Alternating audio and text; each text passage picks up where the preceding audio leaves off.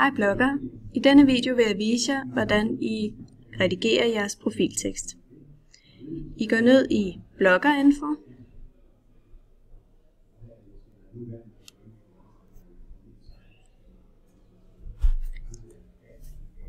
Indsætter jeres profiltekst.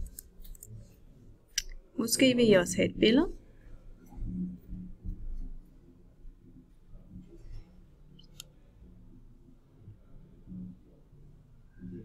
I dette eksempel, der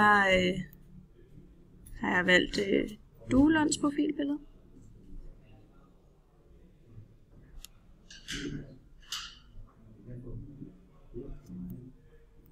Og trykker gem ændringer.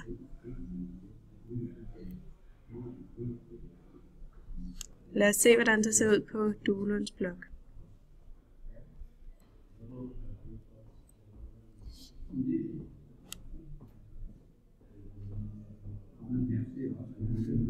Det ser sådan her ud.